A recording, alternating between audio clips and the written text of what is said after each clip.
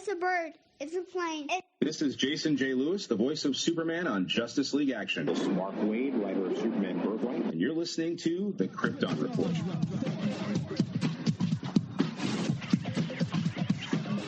Welcome to The Krypton Report, the All Things Kryptonian podcast, where we talk about anything relating to Superman, Supergirl, Krypton, DC Comics, and TV, movies, video games, comics. I am your host, Tyler, the Superman of Blue, the Man of Tomorrow. Welcome to this episode of Krypton Report.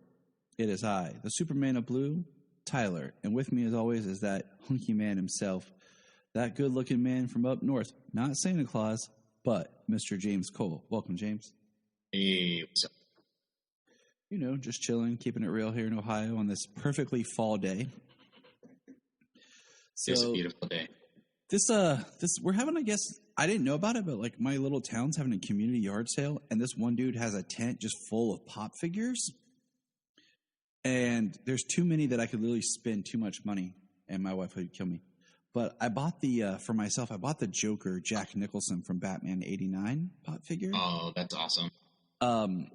And though I might go back later and buy the Kid Flash that he has. But I mean, they're really awesome pop figures. But the ones I really like and I want, but I'm not paying $45 for a pop. Yeah. Okay. 15 is that kind of like moment. Because usually they're like 11. Sometimes you can get them a little bit cheaper, you know. But there's a couple he had that were like 15. I was kind of like, But man, he has all the Big Bang Theory characters as the superheroes. And I really wanted the Leonard as Green Lantern. But I'm like, I'm not paying. I think it's like he has 45 on it. Let me pull up my pictures. 35. So it's 35 for Leonard, 45 for Penny, 35 for Wolowitz, 55 for Sheldon as the Flash. He sold his Raj Aquaman. He sold Raj Aquaman. Yeah, and I'm just like, See, he had those, and I want them all so bad because I bought my daughter the Penny Wonder Woman, and I bought it from the store, so I got it for like, 10, 12 bucks, whatever it costs at the store. Yeah, a reasonable real amount for a piece of plastic. Yeah, a reasonable amount for a piece of plastic, yes. I'm just like, dude. And I told her, I said, you take care of it or I'm taking it for my collection. And now that I see they've got all the freaking heroes, them all dressed up, because that's one of my favorite episodes. Mine too. Is when they dress up as the Justice League for the New Year's party. I don't think they ever made one of Zach, did they, as Superman? Not that I've seen. Yeah, I don't think they did. I always liked Zach. He was a cool character. Yeah. So he was so dumb. It was so funny. Oh yeah. Man, look, it's a bird. It's a plane. All right. Or when he's like, someone's breaking into that car, and he looks down at the symbol. He looks back up, and he's like, "Man, that's the way." That's the smartest decision he made. Not trying to stop people from stealing a car. That might have been Zach's last appearance. Nah, he came back later. No, I mean, he would have died. Oh, gotcha. I was like, he came back. But yeah, I totally get what you're saying now. Yeah, Zach is a smart man in that episode. But hey, this isn't the Big Bang Theory podcast, though it could be. With all the comic book, it's crazy. I tell my wife that I can tell you what time this episode was made based on what comic book stuff they have in the background. Yeah. I'm like, oh, it's at this point in time, Jew, because that issue's over there, and that issue's right there. Yeah, so much of it was made during the New 52. Yep. All right. So what did we have that came out news-wise? Do we want to start with the worst, or are we just going to wait because it's the newest? What, for the news? Yeah, Aquaman. Oh, yeah. So I'm going to later, I haven't done it yet, but I just been busy. I'm going to film today. I'm going to film my kids' reaction watching that trailer and just see how they are. Because I'm afraid, like, even my kids, I'm like, this is dumb, Daddy. So let's talk about it right now. So they showed the first trailer for the Aquaman King of the Sea cartoon, and it's garbage. It is like firing garbage. I don't care. You cannot convince me anything else.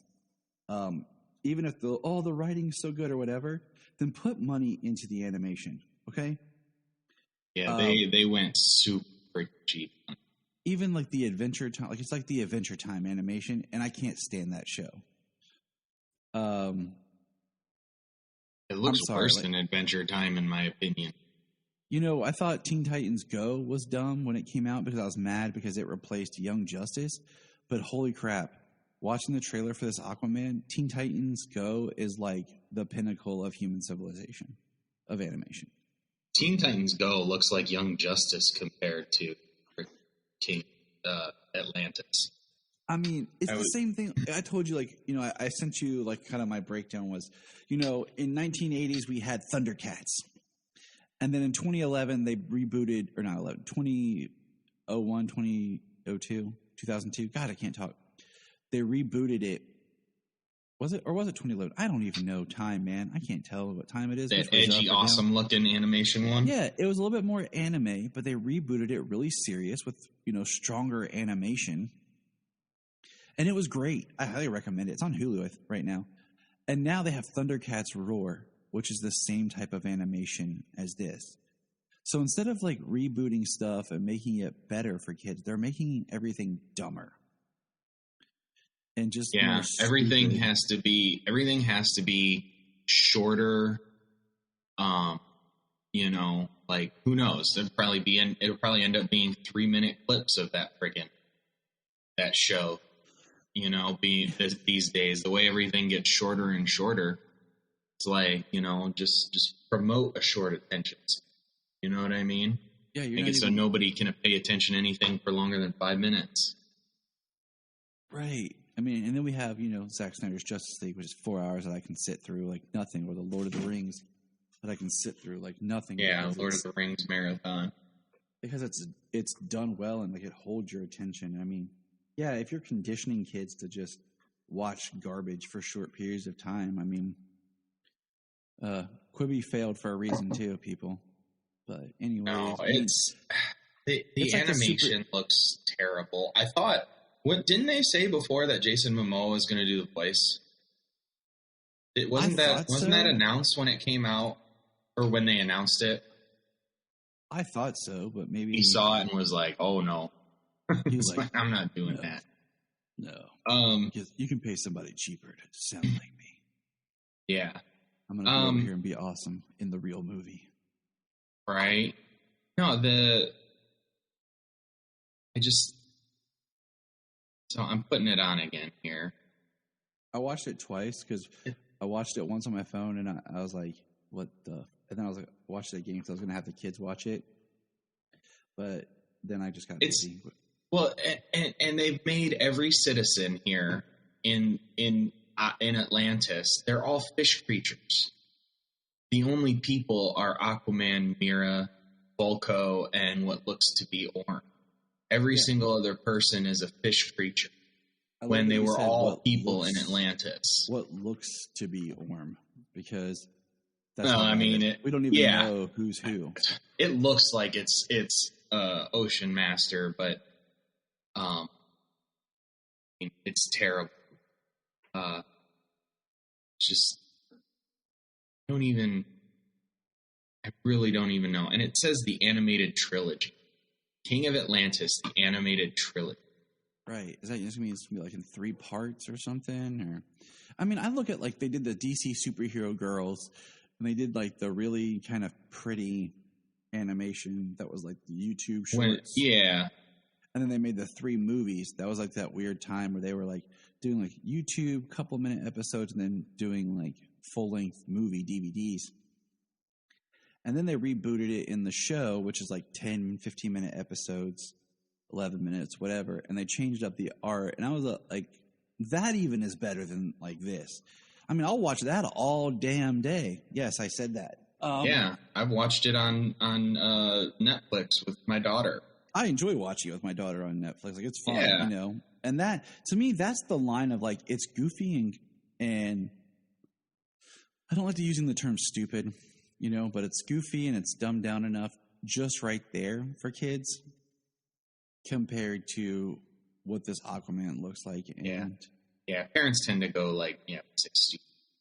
Not really stupid. It's just, kid sensibilities.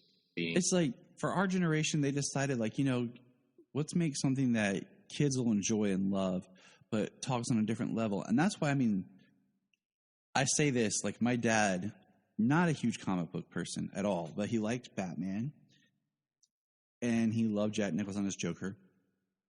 But he would sit down and watch Batman the Animated Series with me and my brother. Because that was a show. You could have put that on prime time. And they did air a couple episodes just as like a premiere. But it talked on different levels. Think of Batman the Animated Series, even Spider-Man the Animated Series, X-Men, Gargoyles. And then, the last stand of that was like Young Justice. Yeah. Seasons 1 and 2. Quality storytelling, quality animation, and, Right. something to think about as well as. Right. Where parents can watch it with their children and really get something out of it and enjoy. And the kids my kids like watching Young Justice with me. These cartoons today, so many of them just seem so mindless.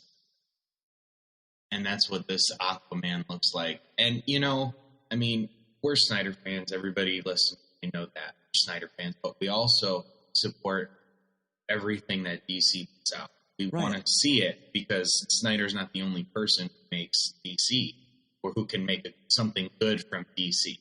Every cartoon that DC has put out, or every TV show, or I have watched it. Every animated movie, I have tried. I own a lot of it. I was like, I support the brand as long as it's. This is going to be a challenge. Yeah, this one I'm going to watch the first one just so that we can talk about.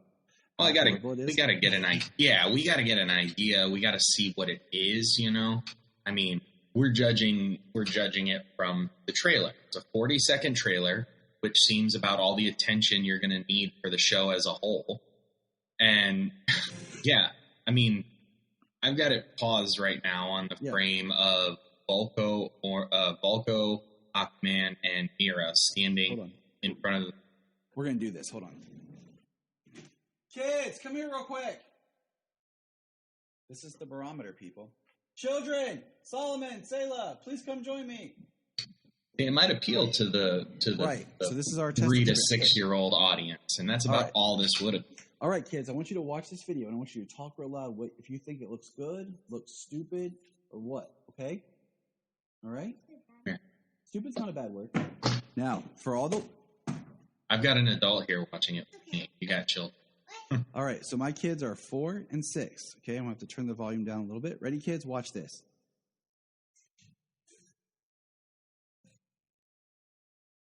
He is Aquaman, and he just became king of Atlantis. Thank you.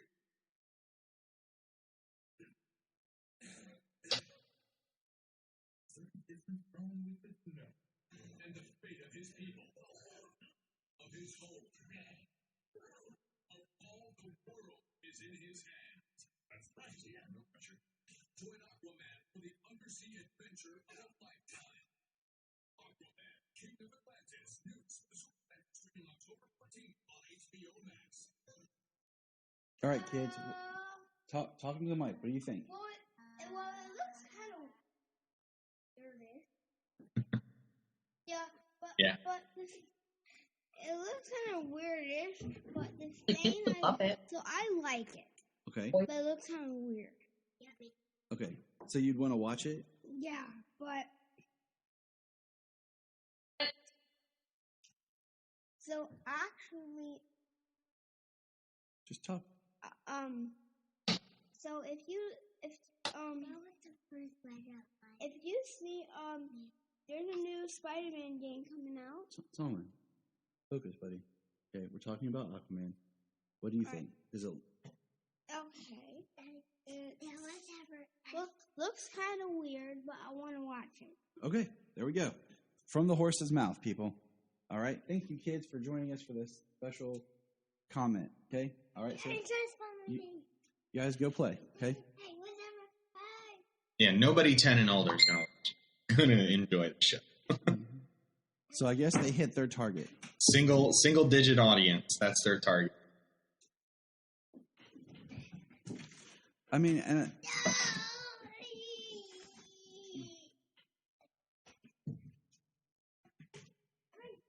this is why we don't always record live with our children are crazy. All right, so yeah, I guess we'll just move on from there. I guess we're just getting old, James. But Yeah. I just demand more from my quality, from my animation. You know, like Well, you know, so we have said that, you know, DC does need to put out more family friendly, quote unquote, animation and things like that for families, for young children to bring them in. Maybe they are.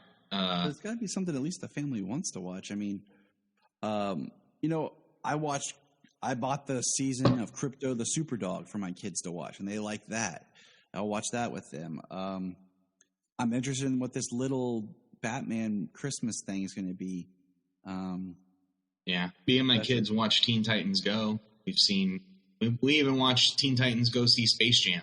Yep. Which is just the Teen Titans watching Space Jam. You watch Space Jam more than in that. It's literally watching the original Space Jam cut down to fit the Teen Titans. Yep, it's hilarious. It's great marketing. And you know, I bought the episodes where it was Teen Titans Go meet the superhero girls, and we watched that. So, and I'll watch superhero girls all day. Okay, and we have great shows like Stargirl.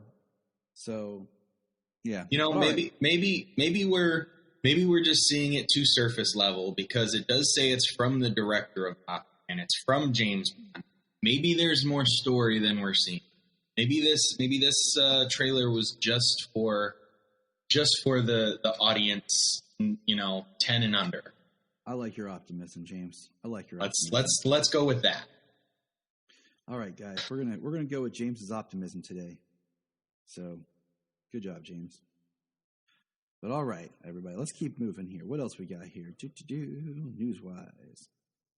They dropped the trailer for Injustice on the polar opposite spectrum of animation. Ooh, yeah. What did you think of the Injustice trailer? Well, we know the story, and we know it's tense, and it really made it that. I mean, it looks good.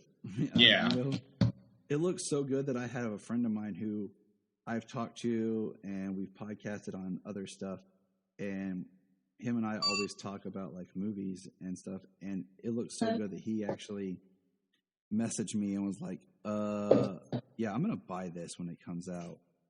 And usually he's like a little behind on some of the DC stuff.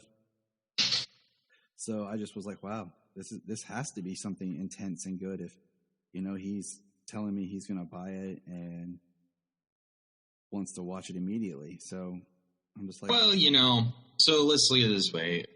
People know the story. Some people love the story. People love the game. Some people hate the story. Some people don't like it. Our brothers over there at LSK, yeah. Or at least Connor, anyways, because, you know, they feel that Tyrant Superman's been done better. Which in different stories, this one's different. You know what I mean? I've always tried to say that this one's different. You know, Superman has been the tyrant in different ones for different reasons.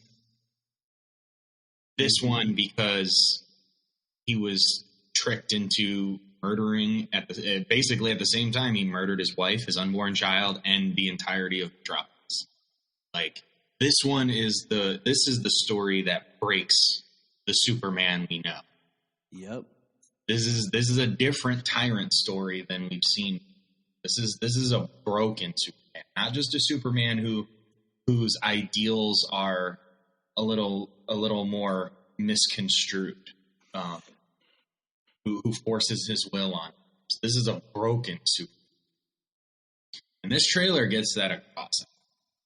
Yeah, I mean, there's a difference in like losing the woman that you love, and then being responsible for murdering a woman that you love. Yeah.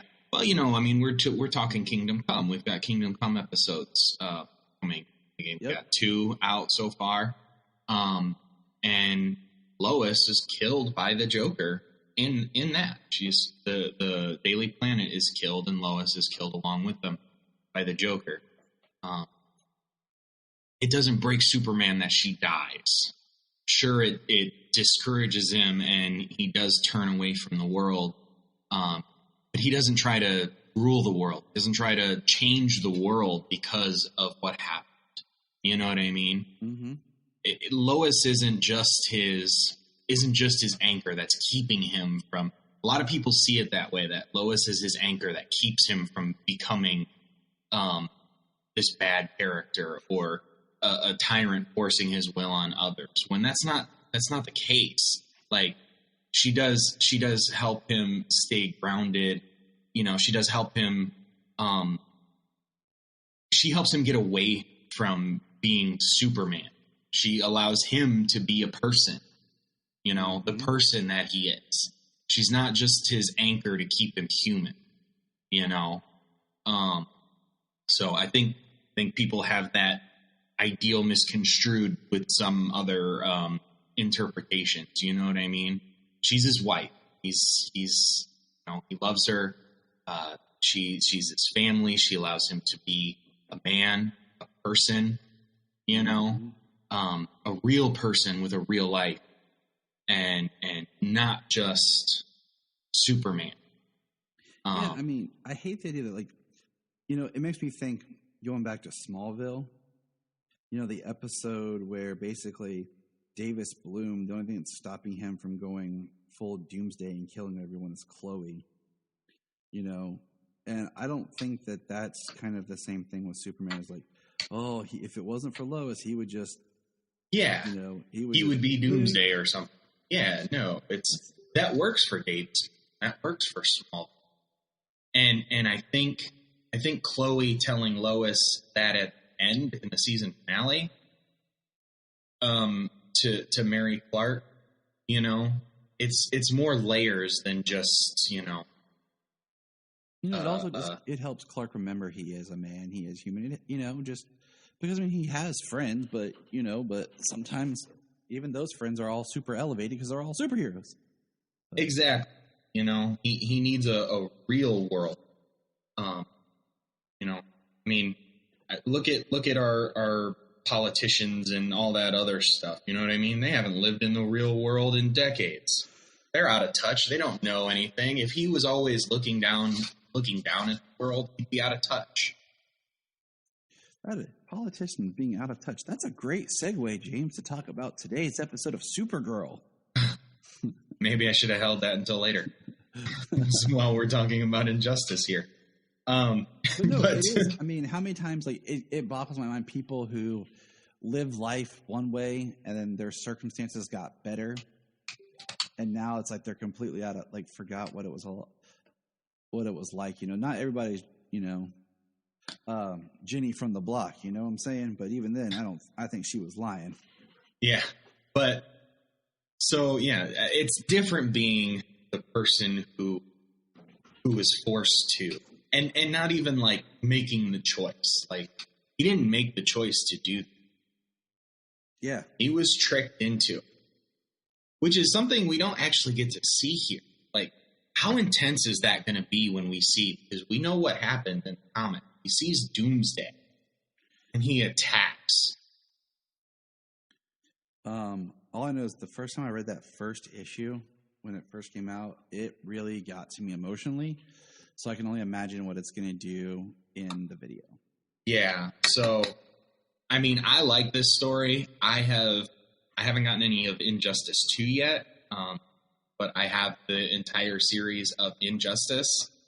I mean, Tom Taylor started it and wrote the first 3 years, and, you know, it's fantastic.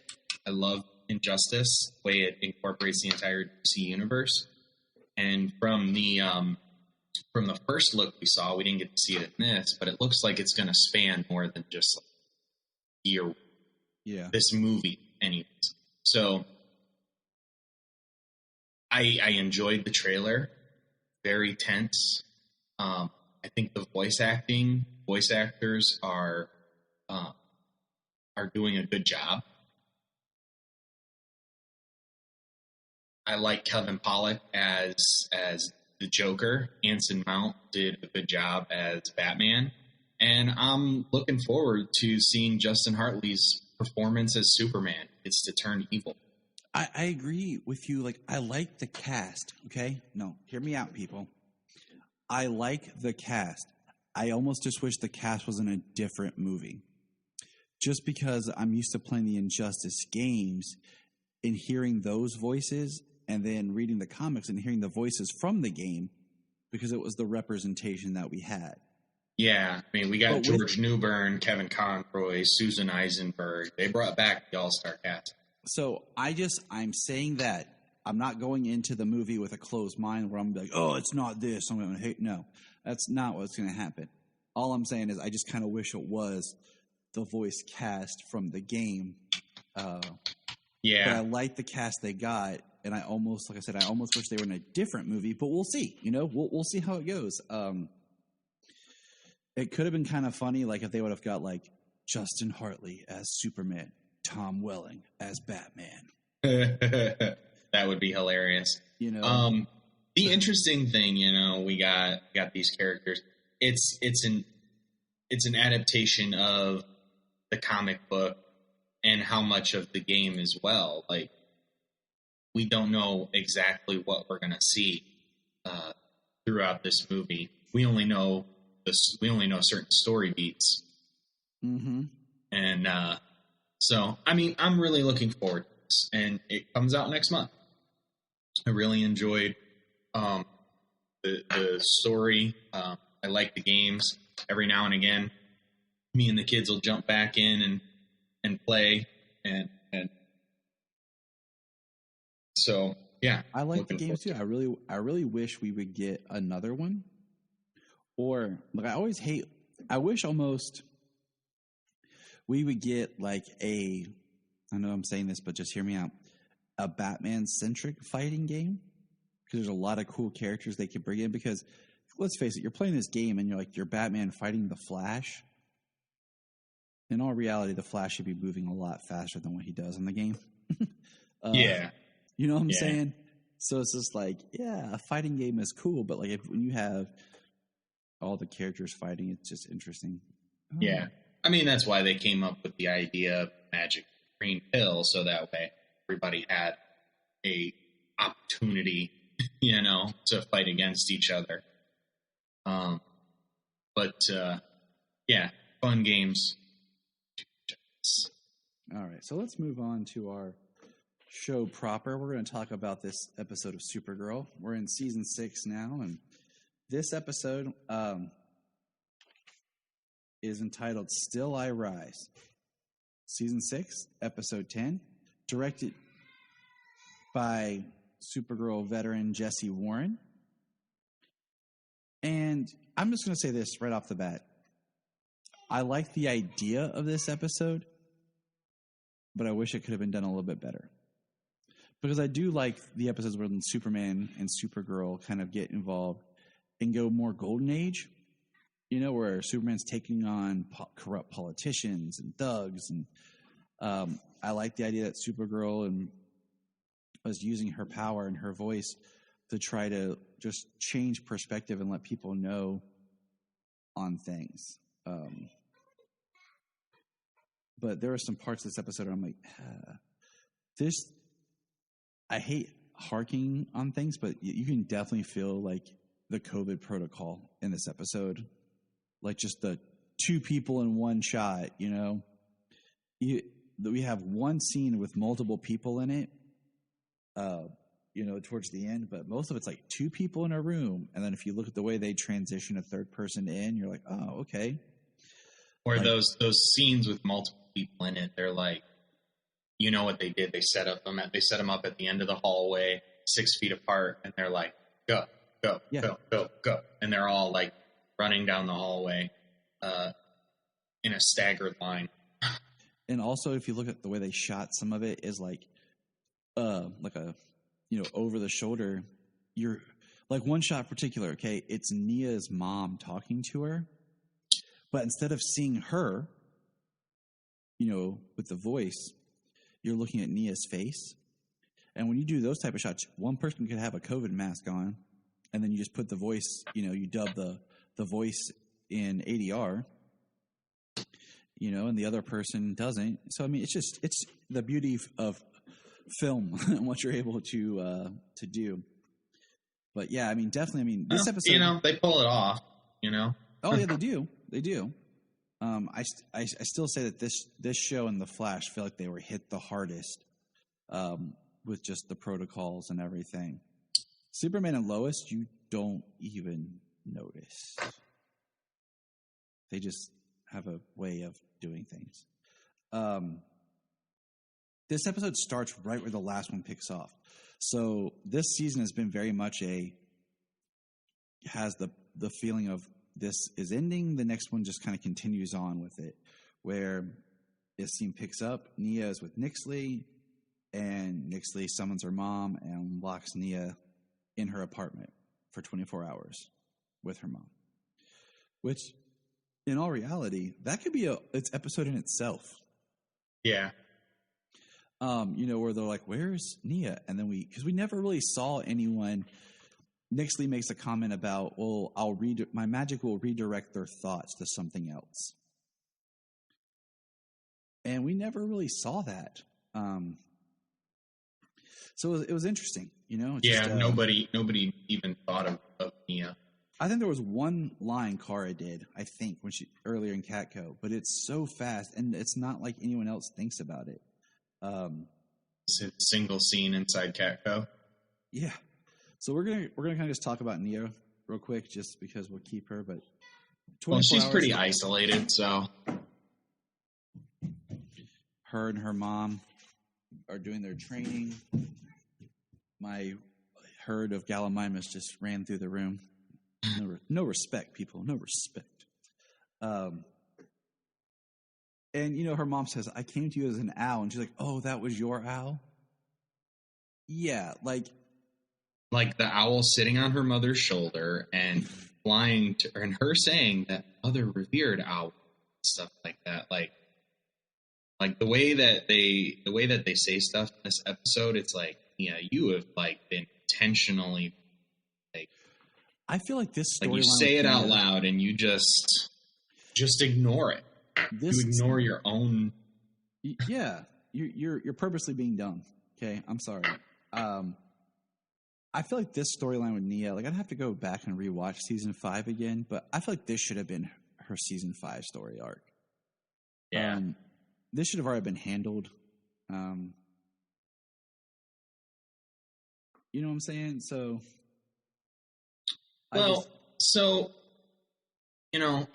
Nia's been in, and she's always had troubles interpreting. Basically, it's something that always just shocks her. And she's like, "Wait, this must be it," and they just run with that. And for the most part, it worked out throughout the series. It's only more recently, this season and the end of last, that she'd been interpreting dreams wrong, and they'd get there too late, or something like that. So, I mean, they built to this, but it's not a concern she ever had prior. I guess if you're not making mistakes, then you wouldn't be concerned.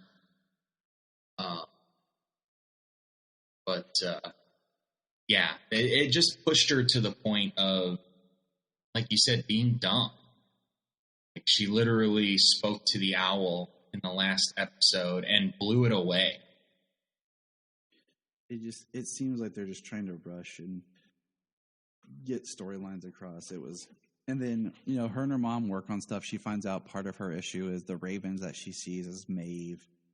And, at the end of the episode, her mom's disappearing, and now Nia, is empowered to go. And I really like the story her mom shares about an ancient story about a woman who slanders her best friend, and she's trying to make amends for it. And she says she goes to the rabbi, which was cool, it was a rabbi, and says, take a feather pillow and like rip the pillow and, spread the feathers and all that. Spread the feathers to the wind. Yeah, and then now go pick them all up. You can't. Like, that's what you've done. You can try, you can pick up some and you can clean it. But, what you've done is, it's that. It has this effect. It has this ripple, and that's going to be carried. And you're talking about, the choices Nia made, releasing Nixley and what that, the repercussions that's going to have. So I thought that was a great illustration of what's going on. So that kind of wraps up. Yeah, it does. It just seems like they're using dramatic actors. Yeah. The story was good and the resolution was good. Hopefully now, and it is a story beat that they kind of left hanging back when she showed up and she got powers and Tom died, because they always wanted Maeve to have the powers. Maeve always wanted the powers. I mean, it is a storyline, just kind of. So it is something that they're picking back up. It's not that I hate it. I just feel like it should have already been addressed. Because I felt like last season, I mean, I know COVID happened and stuff, but I felt so much that for most of last season, Dreamer, they just didn't know what to do with. But she's been Dreamer since season 4, right? Did Nia show up in season 4? That's what I was sitting there thinking. I want to say she showed up in season 4. Everything feels just thrown together anymore, so I don't know. All right, let's move on. So who do we want to talk about next? All right, so we'll do this. We'll talk about Brainy and Supergirl do a very nice, they refer to themselves as the Super Friends, with their Eat Your Broccoli and Greens PSA. They're no Captain America, okay? But it is funny. She's like, she's talking to Brainy like, can we please not air this or show it? And he's like, it aired 20 minutes ago. It went live 20 minutes ago. and the only thing he sees wrong with it is her hair is a little messy. Yeah. And I'm just like, oh, that would be horrible. But, getting kids to eat healthy is not a bad thing. No. It's an important message, but not the issue or the message that the show this season is working towards. And see, my thing is, they set up this PSA thing, and then I feel like they try to use it again in this episode, but it just feels weird. So it just feels it felt clunky. Like these were episode ideas that they were like, okay, we're just going to shorten this down and put them all in this one episode.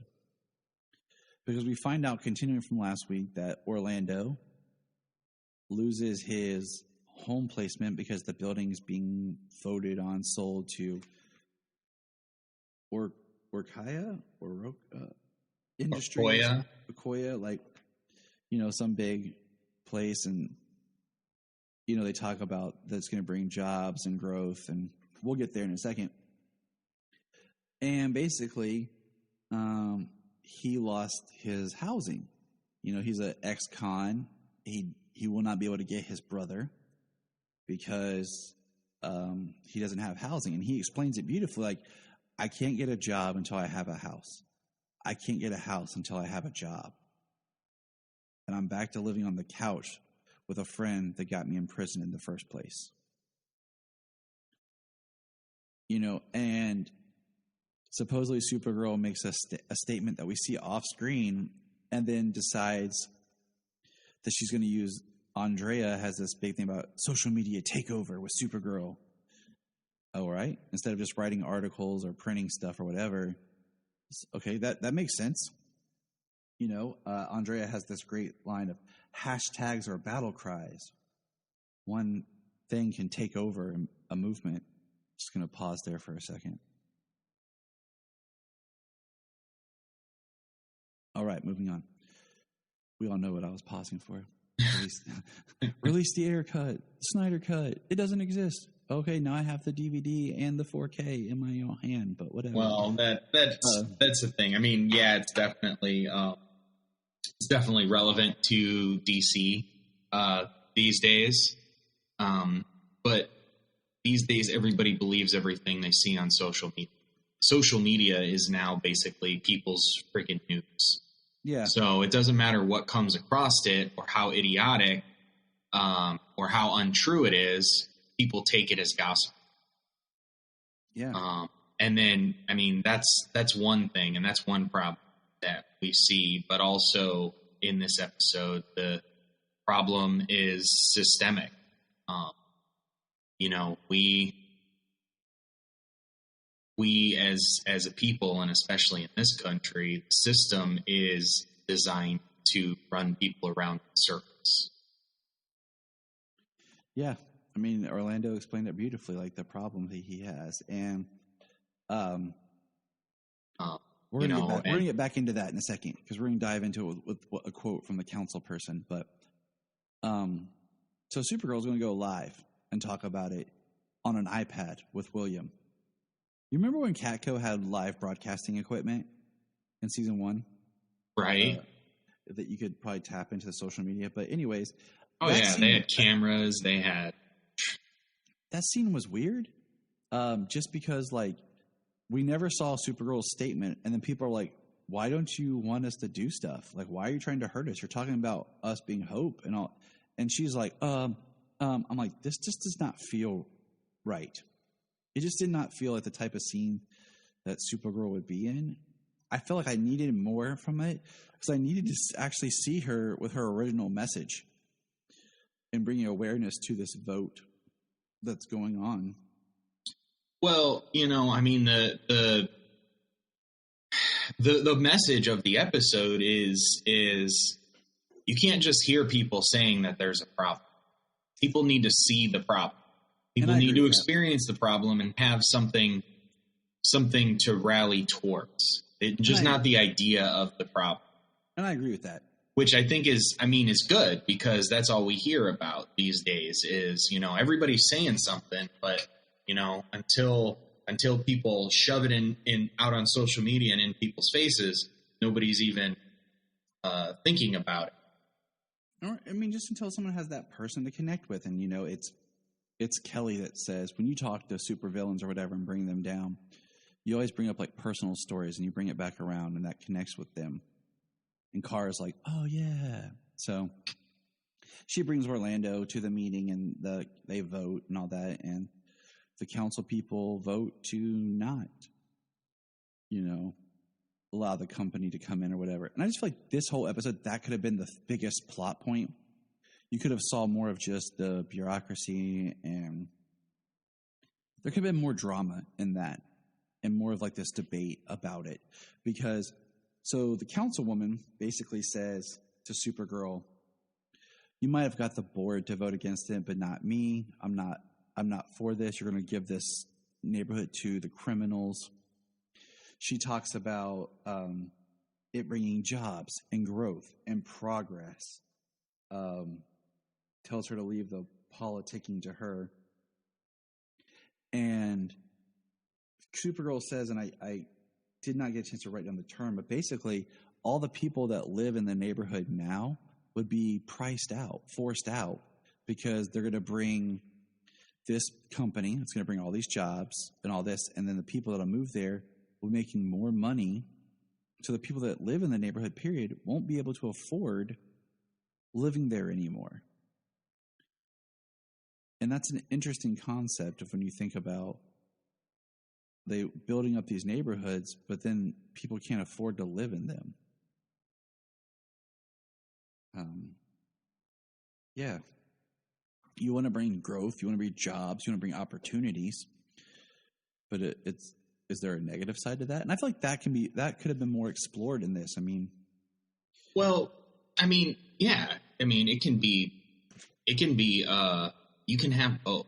Why are you going to raise housing costs and force people out who can't live there, You know what I mean? You're literally trying to isolate the neighborhood and make it one thing. You know, it's not a mixture of things. I mean, Supergirl says you're trying to gentrify the neighborhood. There's the term I was looking for. Yes, gentrify the neighborhood. Like you're forcing out any element that you find you're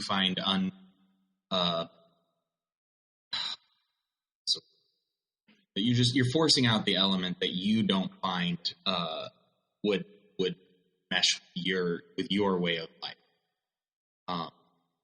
I mean that happens all the time. I mean that's happening today. Yeah, forcing people out of their homes. It's constantly happening. And you know what's happening in this episode. Brainy. What was the term Brainy used for people who end up becoming repeat offenders? Yeah. You know. He talks about I have statistics and the math of it. Yeah, and you have no doubt that some people are trying to enter back into society, and because the system won't let them, they're forced to have to go around it, and they get in trouble again. And I mean that's the sad.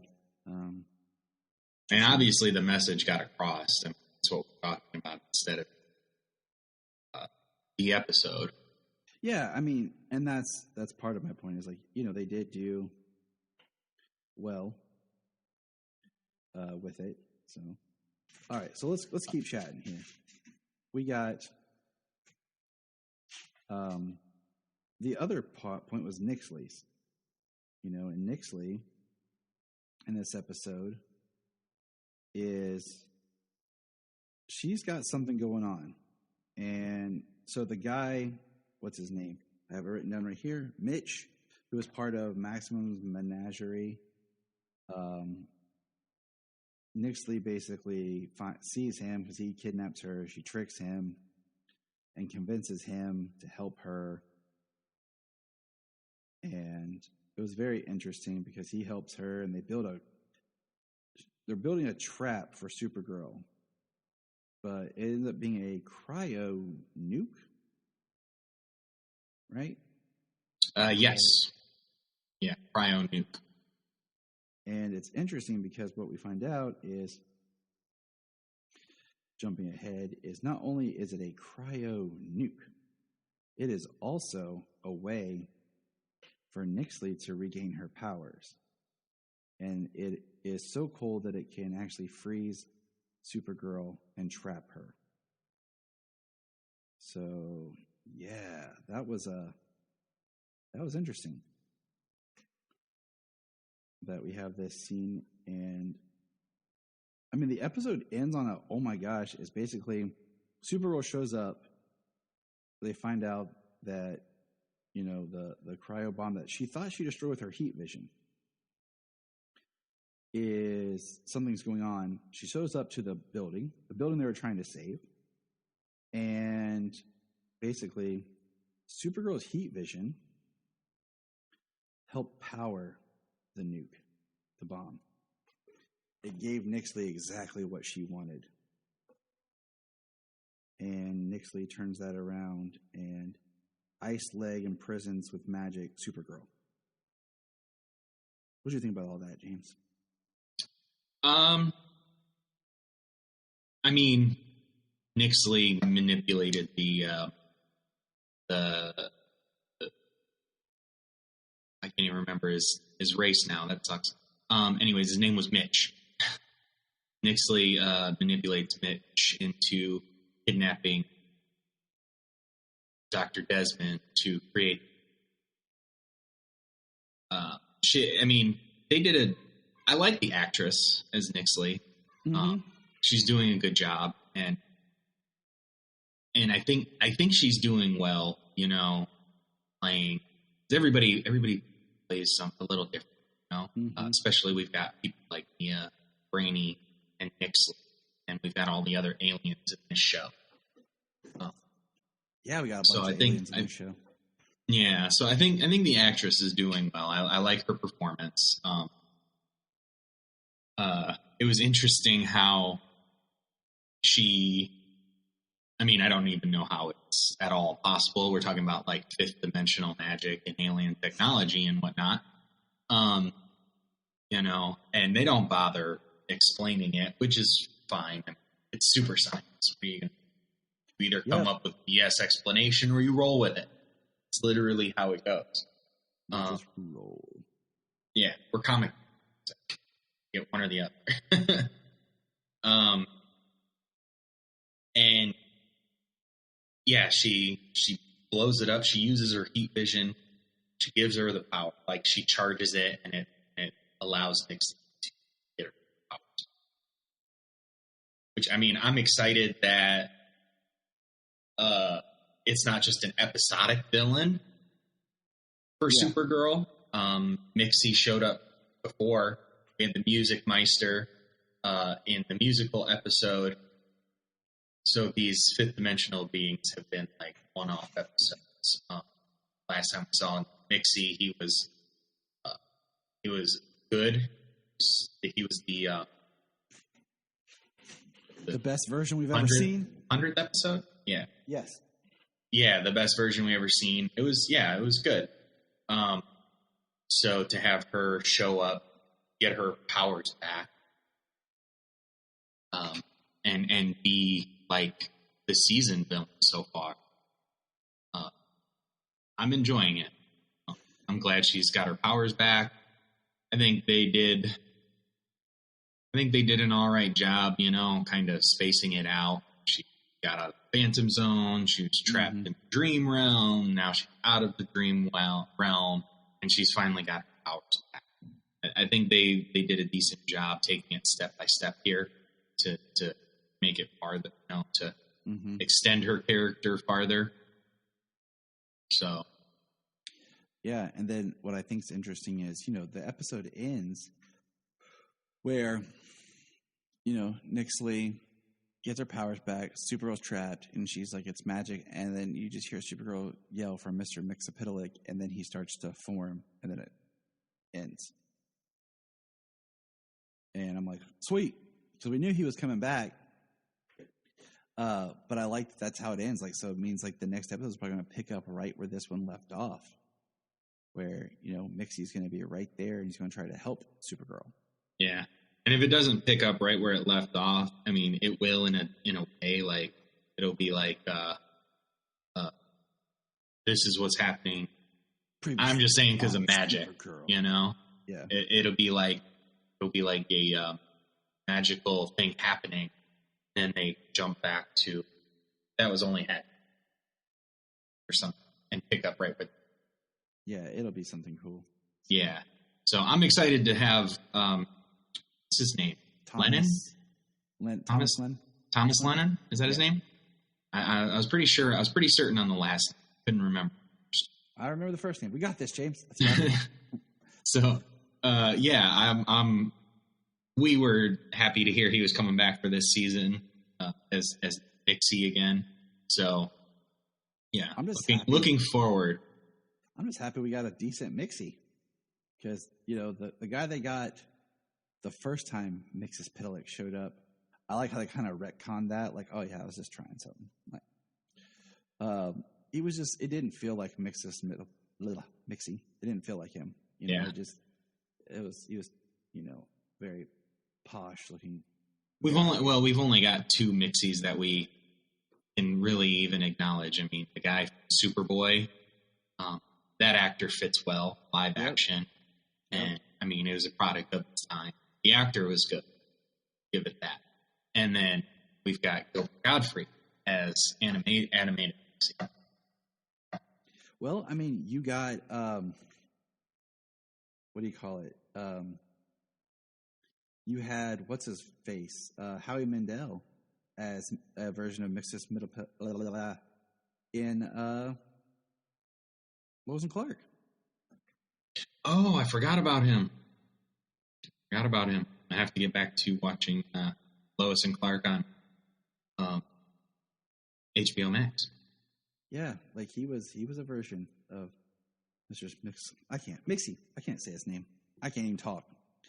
So, all right. I wonder how many times Melissa had to say Mixospitalik to call him. Oh, for the end. what they did was they were like, "All right, Melissa, just say it." They got it once. They're like, "We recorded it, and now we're just going to ADR it every time you have to say his name." So you nailed it one time in an episode. Don't worry, we got your back for life. And she's like, "Yay!" But yeah, so great episode. As far as just doing something a little bit different, I know some people have had like issues with it. I don't mind these kind of episodes because I like seeing something a little different at times, and it's kind of refreshing. I like these characters interacting in the world, and I don't always need them to be punching aliens. Yeah. It's so we're in this time now. We've got these movies like all these movies and these shows that are super serious, around big and epic. Just saw Shang-Chi and pretty huge. Mm-hmm. So when we get to see these shows on network television, CW, it kind of feels nice coming back down from like epic nature to see what's happening, even with Supergirl, what's happening on the street. Mm-hmm. These shows, the quality and production is different, cost as much, characters are character-like from time to time, especially like off aliens and stuff. We described the first part of the season when it came back as like Power Rangers. Yep. The makeup and effects and the characters and stuff. And for some reason this season I'm kind of enjoying. I agree. It's something different. So, all right. Let's see. Let's look at what we haven't done in a while and look at some comics. What do we want to look at comics-wise today, James? Oh, honestly, I don't even know. Only thing I didn't get my books this week until yesterday, and then my shop didn't get the Batman Superman annual that you read last week. They got it this week. Awesome. So I just picked it up yesterday, and you said it was good. So, Harry. This is Dan Jurgens, and if you want to have a good time, keep listening to the Krypton Report. So now we're going to get into comics. James and I have been a little behind just because of life, and we wanted to get into it. So we're going to start with, we talked a lot about how we love Tom Taylor. So we're going to start with Superman, Son of Kal-El. Which we've been loving, yes. Yeah. Superman and Son of Kal-El #1. Cover is an homage to Superman #1 from 1939. Superman got his solo book. I love the cover. Looks great. Makes me wish I had both of them, like framed. Original #1 and this one together. That would be fantastic. I love for a while, like I haven't seen them in a while, but like DC was reprinting some more of their like landmarkish issues for $1. Yeah, the dollar comics. Yeah, I like. I was loving it because I was getting those for the kids because it was like, oh look, here's a new comic, and it was $1. They did Hush. They did an issue of Nightfall. I would love. I have a reprint my friend got me of Action Comics #1 that I love. Like it's not really worth anything, but I just love having that imagery in that book.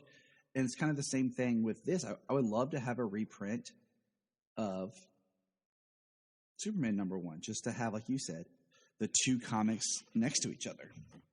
Yeah, that would be great. So we open up to a battle, an invasion happening. Got Martian Manhunter, John Stewart, Superman all out in space, some stuff, and they say he needs to get back to the fortress. Go back to the fortress, and we've got Batman outside, Wonder Woman inside, and Lois is in labor. Lois is giving birth to John. Which, okay, first of all, I really don't like this. I will be honest. One of the biggest things was always Superman not being able to have children with a human, and then they found a way around it with Convergence. Superman had no powers. He was, and in Convergence, every being with superpowers was depowered underneath the dome. So the whole time she was pregnant, and then originally on Superman and Lois, they were at Argo City, and Superman didn't have any powers, so Lois was able to conceive and give birth. They even went back to Argo so she could be pregnant on Argo and give birth to Argo for fear that the sun could make the baby dangerous to Lois's body. And I think that is an interesting story. Now, I mean, this is beautiful. Don't get me wrong. But I just feel that it just is a retcon I really did not need. Because it takes... once again, this is now Infinite Frontier style, so it almost takes place of the. It makes me ask, okay, well, if you're getting rid of that, then you got to give me more information, because now, did they ever live in Hamilton County? That whole story of Superman and Lois, where he's technically the black suited Superman, I guess that didn't happen. So all those great adventures didn't happen, and then. Did John go off with his grandfather? Well, I think, it's just the restructure of the universe, you know what I mean? Well, I mean, he had to have gotten aged up. Exactly. So I don't know. I mean, it's, it was the reformation of the multiverse again after Death Metal. Once again after. So, it allows them to be able to retcon things time. But, I mean, it's a product. It's just a product of telling stories over multiple generations. I do like the end of the opening where Bruce and Diana have an interaction. Bruce, I've run some tests. His unique physiology, Kryptonian human, he could be more than Clark. And Diana says, Bruce, you have a reputation, and it isn't helped by conducting tests on the child of our friends. She says, regardless of his powers, he will have the passion of Superman, fierce commitment, Lois Lane. He could be it. It's a nice start to John's life. It is. Very good start to the issue. And that's like one of those where I'm like, like I see what you're doing there. So it's like, But, yeah, I mean, I'm not a huge fan of it, but I like that. It works. So it's just like, okay, I'll roll with it. They nailed the ending of that segment. Sure. It's comics, I'll roll. Right. Then we go to California and wildfires. Lots of stuff is burning. People are being saved from homes, firefighters, Superman, John Kent. And he has the suit that he has been wearing with the sharp cuts on the S and everything, the triangular gold belt.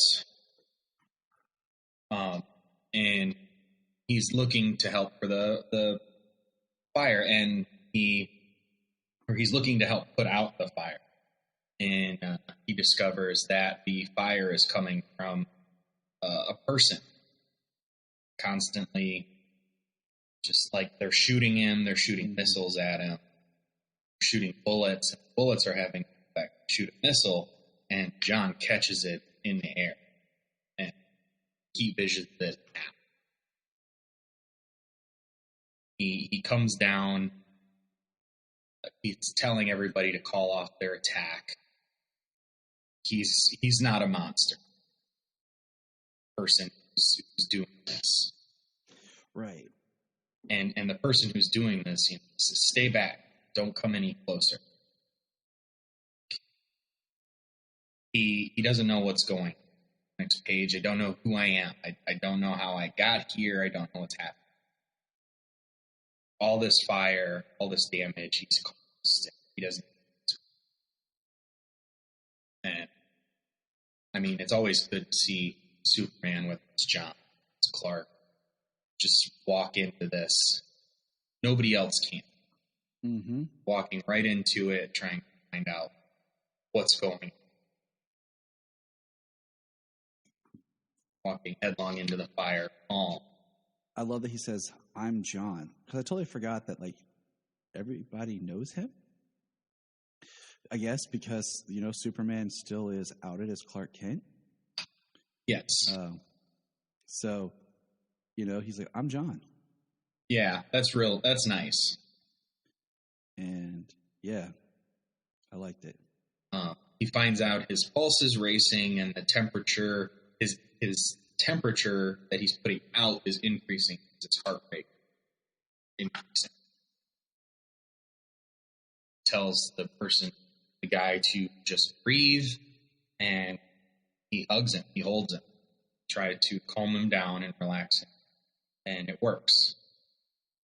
John helps him put out the fire, calms him down, and, he turns him over to the authorities. The guy needs help, and the authorities are here. He's got a sense of authority as Superman's son. And as he goes to fly away, they knock the guy out. They hit him with the butt of the gun and knock John. Swoops down and catches him before he... John swoops down and loses his shoot. Yeah, he does. He is angry.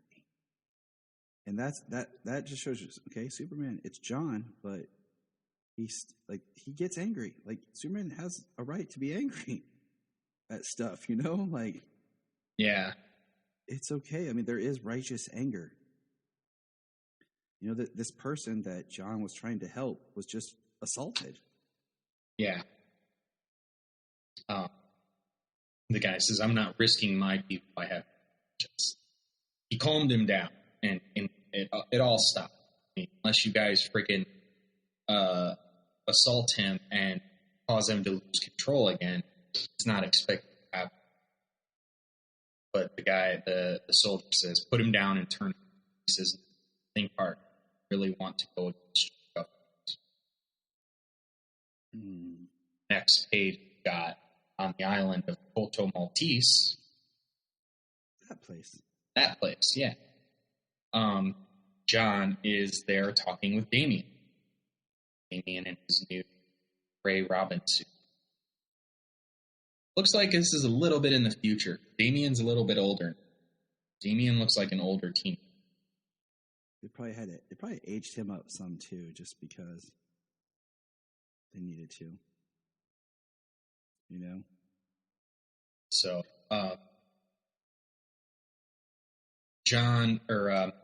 Damian is in the middle of a tournament. Lots of ninjas, lots of fighting. It probably has something to do with the Robin book. Yep, which I'm not reading. No, I read issue 1. I liked it, but I bought issue 1. Right. And then I didn't buy any more because, I had cost. It'll be on DC Infinite, Universe Infinite soon enough. So yeah. Thankfully, DC Universe Infinite has now caught up to Infinite Frontier. So any of the books that I haven't read, that at first I started buying most of them, and then had to cut back because it was starting to get unwieldy. Just to read that many books as well as purchase them. So thankfully, DC Universe is here now.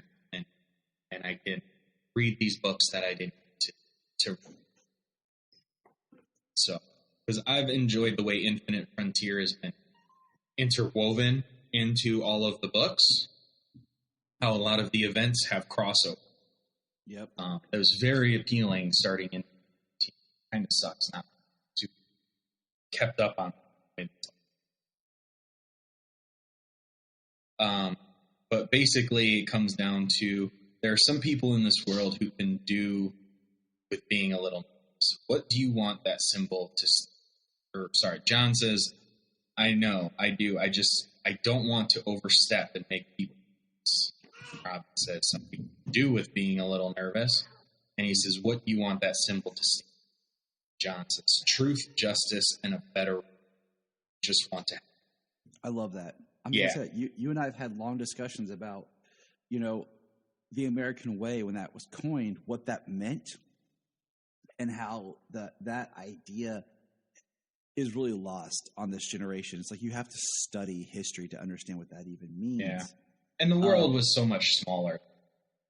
Yeah, so the idea of a better world, or rather, bigger. Sorry, the world was bigger. People didn't have as wide-reaching grasp they do. You can talk with somebody on the other side of the planet.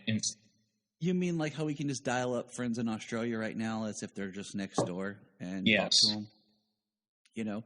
Or I can sit here on my watch and send a walkie-talkie to my friend Luke Bugg in England. Yes. And chit-chat. Yeah. So today, America, the American way, doesn't mean a better world means what the American way used to. Right. But what the good thing is this is not Clark Kent Superman. So for people who are going to complain like, oh, they took out the American way, that's still Clark Kent. This is John Kent. Yeah. And the last page has Robin saying, it's time for Superman to stop fighting the symptoms. You're powerful. And then that's kind of John's thing. I mean, you look at where they plotted John as like forming the United Planets and all that. Like, it's John's thing, Yeah, it seems like John's reach is going to be that much bigger than Superman's. And I think that's where it comes, or at least more impactful. Him being his mother's son, and what that means. Right. So I like how Damian says, "My father's Batman. You think we can't build you another identity? Leave it with me." Right. That was just one of my favorite little things that he says. Yeah.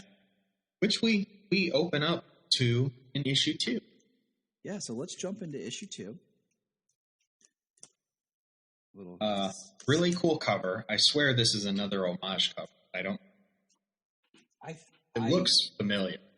I want to say yes, because I feel like that was kind of one of the things they were doing was kind of doing these Superman Son of Kal-El covers as kind of homages to previous Superman covers. Yeah. So we open up to John watching a live stream of the it's a live stream. It's kind of like, I don't know, but anonymous and stuff. Yeah, that's exactly what I kind of took it as oh, this is like the anonymous people. Yeah. So which with just keeping with this bit of the story as you go through, here in the beginning, a boatload of asylum seekers have escaped the supposedly glorious nation of Gomorrah and are traveling over roaring seas towards the tropics. And if we skip forward in the issue, to stick with that storyline there, towards end, John is watching Truth reports the boat of asylum seekers, which the Gomorran government insists doesn't exist, is sinking in the North Atlantic Ocean. No help is coming. No country has responded to their distress.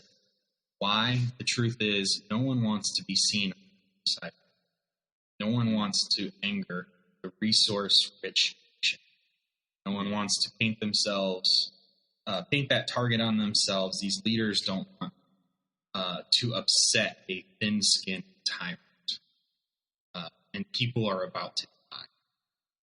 The ship is packed full of people, and a child falls over and begins to drown.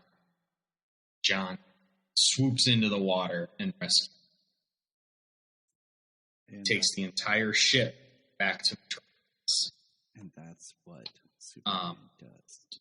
So, and then I'm going to stop on that point right there till we get there with the rest of the story. Mm-hmm. So we have Finn Connors. Yes, Finn Connors. Blonde wig and sunglasses. You know, he's like going to school, and I mean, He got a new identity. This is hardcore of just the fact that there's some dude sitting in his car loading a clip, thoughts and prayers on all of his bullets. And at a school, you know, this is Metropolis College. So John's in college now. You know, that really helps pinpoint where he is, you know? Yeah, probably being like a freshman in college. It's just weird, you know? I was just reading about little 8-year-old John, and now he's in college. I feel like a parent, you know, like my kid's all grown up now. And he's signing up, and then all of a sudden, we have this guy, Kyle, who says, "Shut up, it's too soon to politicize this." And he starts blasting, and as quick as that... Faster than 67 speeding bullets. And then there he is, in the air. Finn Connors is now John Kent, Superman. Well, he's Superman at this point yet? Is he? No, or is he still Super? I don't know. He's still Superboy at this point. Yes. Yeah, because we get the John takes him down, saves everybody, stops all the bullets, takes him down. His identity is revealed, and he picks up his Jeep and flies to the moon. I mean, that's where I would go, you know. And then if you want some quiet, man, go to the moon. That'd be awesome. Little heart to heart with his dad talking about, and he says, "Dad, why don't you do more?" You know, and I think it's a really good discussion. I mean, yes, I think this is this section of the book. That's why when I skipped over it, come back. This section of the book is very to John's character. And I think just, you know, thinking about, okay, we'll jump back for a split second. On the recent episode of Supergirl, you know, Zor-El tried to clean up the ocean. Okay, that was clunkily done, but the idea of like, what could Superman do with his technology to just the ocean? You know, that's why one thing I always hated in Superman the movie, yes, there are things that I don't agree with in Superman the movie, was about don't interfere with humans and their progression. And I understood what they were trying to say. You know, it's like they say, if you do that, humans will give up on doing anything. But at the same time, his very presence alters human history. Yeah. Yeah, I think you know, it's one, the dependency, you know, the complacency that people would get in. Somebody like that can do anything. But also if you provide human race with things they aren't ready for, without trial and error, without the problems that come along with it, I mean, it's going to be abused. Mm-hmm. So I get it, you know, I get it. But at the same time, I'm like, you could have done something a little bit better, okay? Because Superman could very easily clean up the oceans, fix some of the, you know, the planetary destruction that we've done.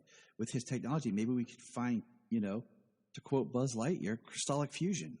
I just feel like that's where I'm like, if you did more, I will say this. I am not the biggest Star Trek fan. I like Star Trek, okay? But I'm not like, oh my God, it's Star Trek. But when my friend and I, who is a huge Star Trek fan, were talking, and he explained the idea that in Star Trek, the canon is that when aliens arrive, it causes this huge peace among all Earthlings to know that we're not alone. We are something. There's something bigger. It creates this kind of harmony where so many of our petty differences that we've fought for years have been set aside. We strive for, just unity and peace. Yeah. And I'm like, oh, that's really cool. There's a lot of other things in the Star Trek mythology that he was telling me I found really cool, but that's not what this is about. So the idea is once you introduce like, hey, there's aliens and, Superman's an alien. Once you kind of introduce that and he's on Earth, that changes history forever. So I think it would be his responsibility then to what can my culture and my technology bring to better this world? Yeah. And it's not all at once. You know what I mean? It's just something like that can't be done all at once. It couldn't be introduced all at once. And right. Just like we talked about in All-Star, or was it All-Star? Or also in Superman Doomsday, the film, where he's trying to figure out the cure for cancer. And he hasn't been able to crack it. So he is trying to do something, All right, but back to our book. Yeah, Superman.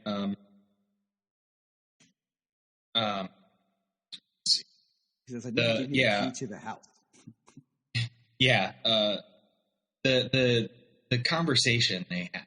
I think part Superman says, "No, it's okay. Bullets bounce off me. I should be able to handle some constructive criticism. By more." He says, "I think part of me holds back because I wasn't born here. I can help, but I can't lead except by example. Part of me feels it's not my place." John says, "That's idiotic. Your criticism is getting less constructive. You're the greatest hero on the planet. If you won't step up, will." Superman said, "I was thinking of you. This is your planet, John.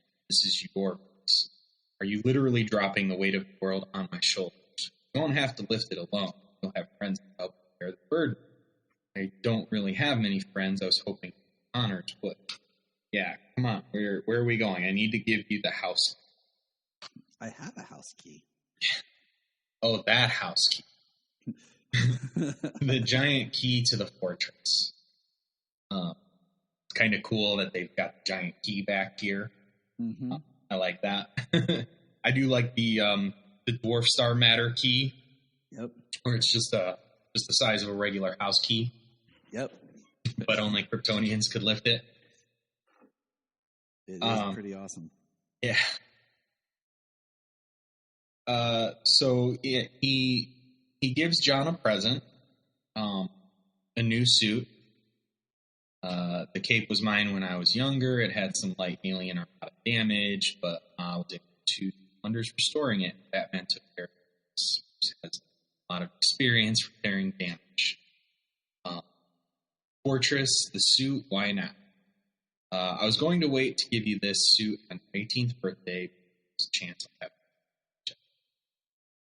it. I think this might be tying into action books. Mm-hmm. With what's going on in the War world and everything there. I think so too. At first, we had hypothesized that maybe it was Superman the Authority, but that feels very either off to the side or farther in the future. Yeah. Well, Superman and that, yeah, he's losing his powers, he's gray, and that type of stuff. This big, if I do go, I need you to look after this big and very small son. And if you feel you need to step up more than I do, I trust you to do it right. He says he trusts him to step up and get involved the right way. which we get back to the ship. Yep. And now he's in the costume, his Superman costume that we saw in the future state, Superman Metropolis. More classic with a little bit more of the John-isms built into it. Yeah, with a more classic S, not the rigid, sharp S that he had before. Mm-hmm. Which I can't remember if he got from out space or if he got from the future. I'm trying to remember because like he in the future when he comes back and he's got like the costume with a little bit more black and stuff in it, with the Legion, and then you got this one. So I don't know. He flies he rescues the boat. He flies it to Metropolis where they were heading. Look, up in the sky, it's a boat. It's a good use. It's good use. Welcome to the city of tomorrow. So police show up. Everyone stay where you are, leave your belongings on the vessel, and place your hands behind your back. Immediately, John heat visions the handcuffs off. John is not happy. These people who are seeking asylum, who are about to die, all being handcuffed. Son, there are cameras watching. I appreciate what you've done here today. These people look after what you need to understand the process. These people need help, not handcuffs. And then he's like, I'll just remove them, Captain. He says, no restraints. Yeah, John's not happy. Like, these people, yes, there's a process they need to go through to, like, be admitted into this country and stuff like that. Understandable, that's fine. But they're treating them like criminals, and John is not happy. And I don't want to get all political, but wasn't America a country that we founded on people? I was going to say, don't we have people in cages right now? Right. Families, men, women, and children separated in cages currently right now? Like, yeah. But wasn't our country founded on the fact of leaving your country and coming somewhere new? Yeah. Like, but we're not going to go down that path. Yeah. John says, it's all right. These people are going to look after you, and I'll check. And then we find out that there's the guy who broadcast the truth. Was the guy he was signing up with at college. Jay Nakamura. And they're talking about the problems with having Eddie gives him back his wig. And did you want your fake hair back? Oh. and he says, I may be able to help you with that about getting your identity, but we need to have another conversation first. And then we have the island of Gomorrah and President Henry Benedicts and says the truth part 1. So awesome. Good, great. Yeah. Great, Next consequences. Consequences. He rescued some people. Like, obviously this guy didn't want something getting out of him. Mora denied the existence of this ship, these refugees, and was insisting they die at sea. And every other country seemed to be okay with that except for John. Yep. So, got an introduction here to what must be one of our upcoming movies. So, Superman Kal-El, can't recommend it enough. Love Tom Taylor's writing. People need to calm down. And he's writing John, not Clark. Calm down. And he is doing a spectacular job. All right. Very good to choose. So do you want to tackle Superman in Action Comics, or do you want to tackle Superman the Authority? Let's go with the Authority. I would have to run upstairs to find my Action. All right, so let's do the Authority. We spoke about number 1, didn't we? Nope. I don't think so. Because I have all the books we haven't reviewed yet right here in a pile on my desk. Oh. And I'm like, yeah, I get to put some of these books away. Yeah, my stuff is not straight yet. Packing has been slow. So, all right. Unpacking. I say packing. Yeah. has been slow. Oh, I get it. I get Not it. organized. Oh. So Superman and the Authority #1, written by Grant Morrison. That's the first thing you have to know. Just written by Grant Morrison. His costume is cool. There's no cape. It's very, what do you call it? It's a very, the chest symbol is very, Kingdom Come. And like here in this suit, it proves what you can do to help break up the blue without doing trunks is the two-tone blue. We've seen that on Supergirl. We've seen that with the John Kent. And even like in Superman and Lois, I think at certain angles you can see like there's a little bit more of a two-tone blue in the suit.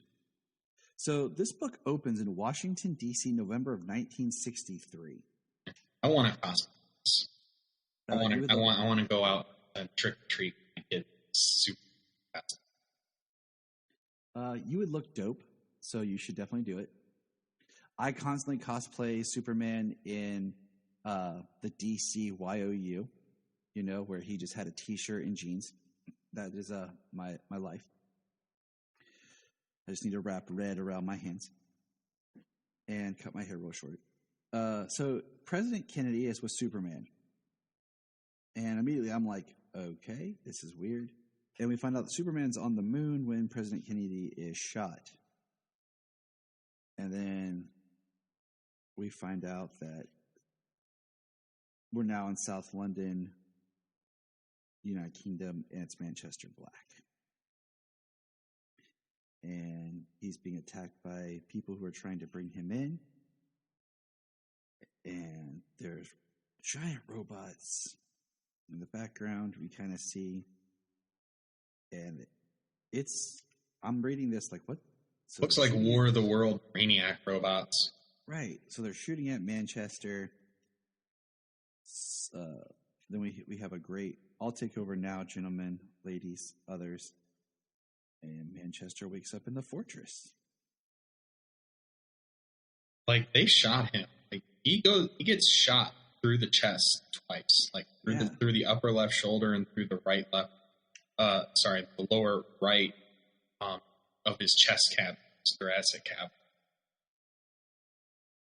It's intense. He's in the fortress, and Superman says, I made a promise to Jack Kennedy, and I'm running out of time to fix it. I need to set things right, whatever it takes. I think you can help me, Manchester Black. And he says, finally, I'm in hell, punished for my many, many sins, Superman. And immediately I'm like, okay, so this isn't really tying into where I thought it was with John Kent as Superman. Like, something different's going on here. This is a Elseworld side story farther in the future. Yeah. Superman, he goes back farther. He was there in the 60s. And it's the future. And like you said, like Manchester is really hurt, and Superman's heat visioning his spine to fix it. Yeah, like he was, wheelchair. Yeah, he was down. Like, he's paralyzed, and he's using Kryptonian nanotech to fix him, like heal him from the inside, repair his injuries from the inside out. So it's very interesting why he's going after Manchester. And he starts saying things like, you could stay here, you could stop running, and together we could do some good. And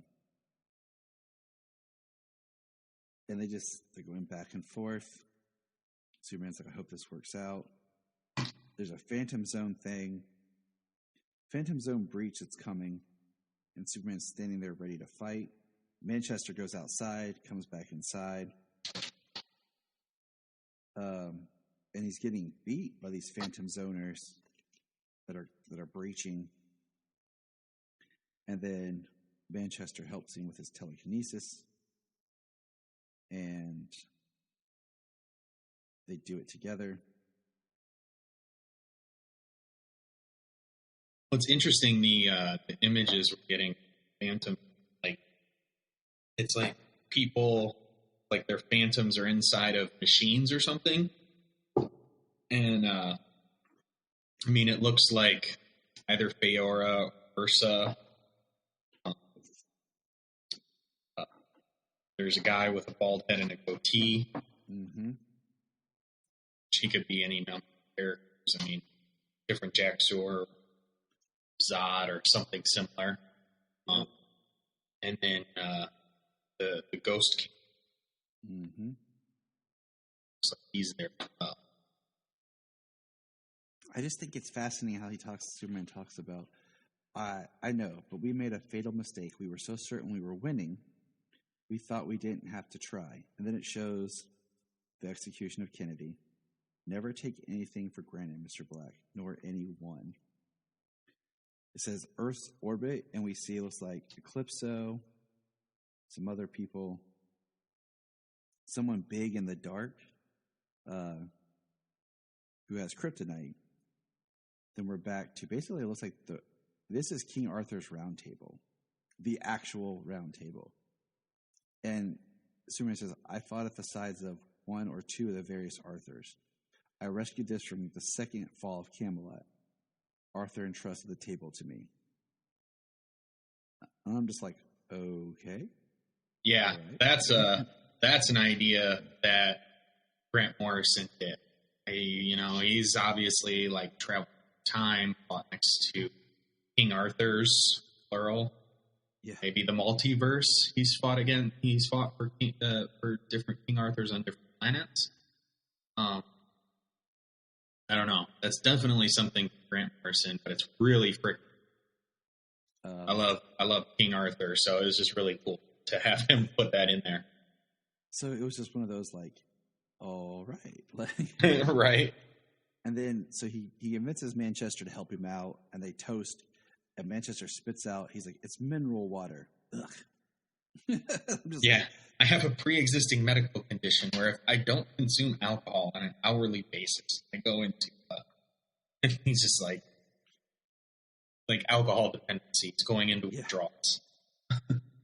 He's like, and he ends up like just throwing up over the top of the world globe, and says 2V continued. And then all these, what's interesting is all these issues have in the back a DEO like little thing where it's Bones watching everybody throughout the multiverse.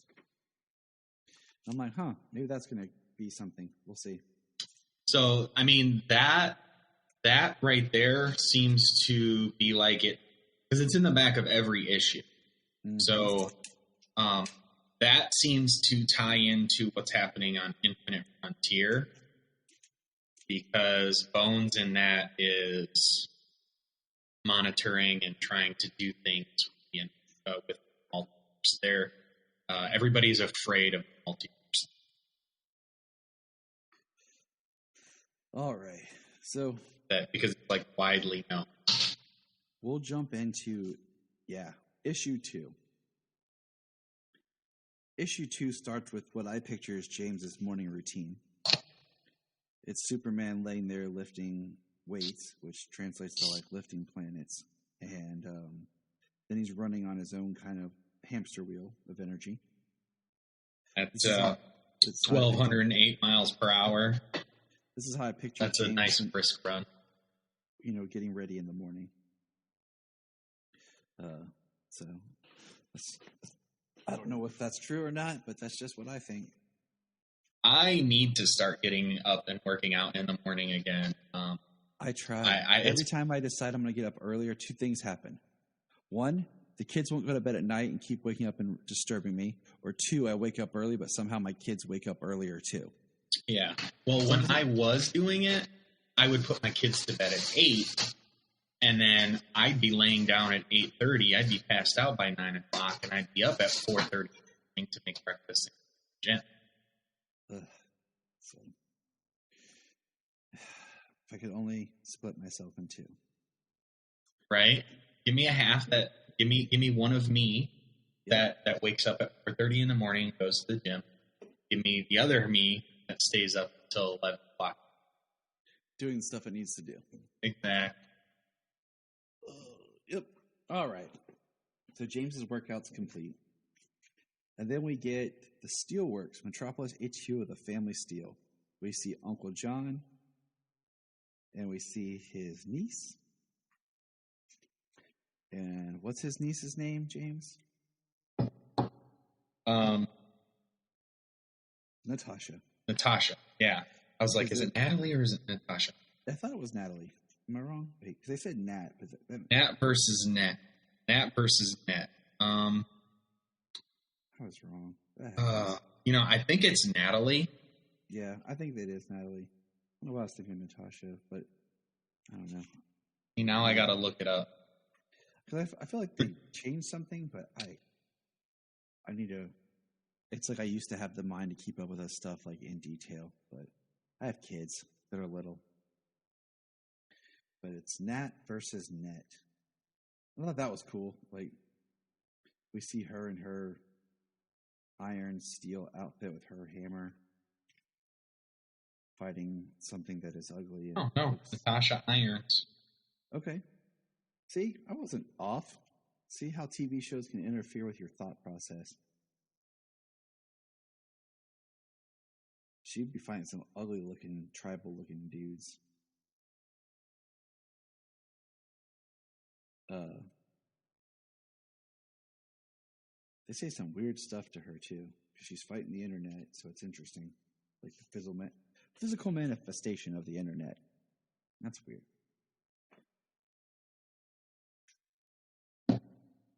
Yeah, that was. So we're back at the fortress. Superman with it's Manchester Black, but the way they draw him looks like purple-headed Constantine. like it's just Superman has his own plane, and I thought that was cool. Looks pretty cool. Like look at the plane. And then we have Apollo and Midnighter. And this feels very Grant Morrison almost.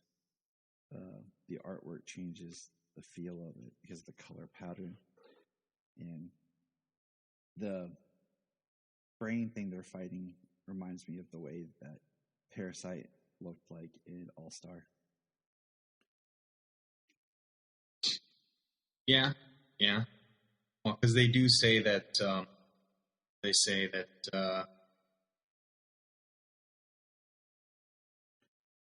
the kids were traded as they built their very own Frankenstein using child and giant pro wrestlers.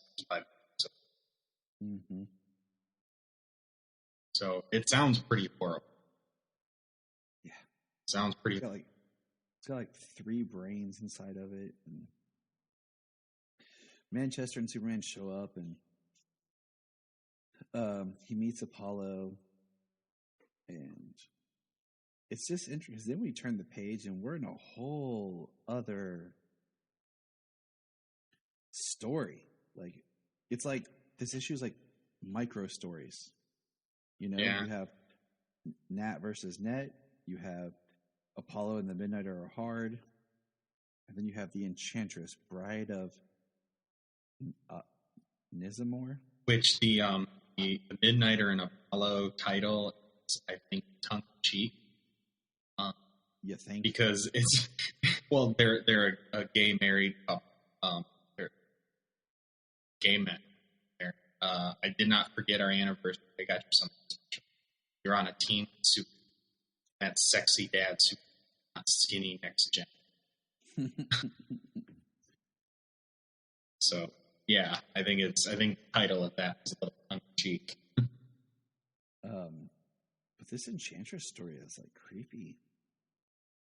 Like she's going with her to Hilltop Hotel, and she's with it's a young couple,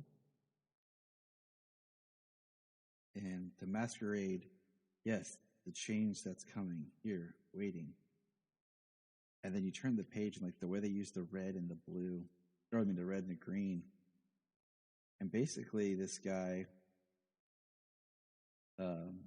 he says, maybe it's time I came clean, June Moon.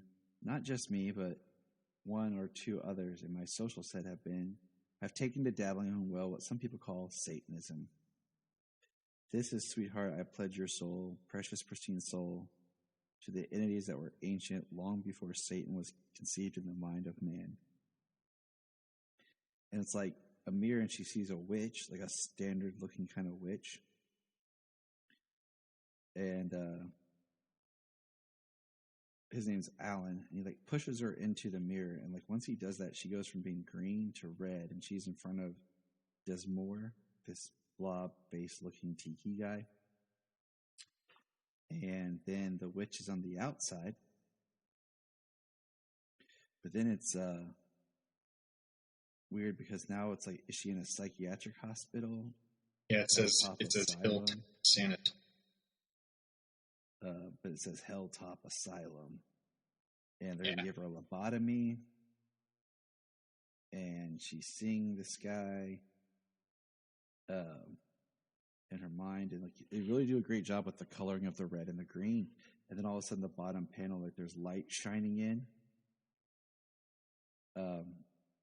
You have God is dead, you see. No power on earth exists to. And you just see a fist that says, we disagree. Punching little tiki blob man. And then you see June Moon, the name.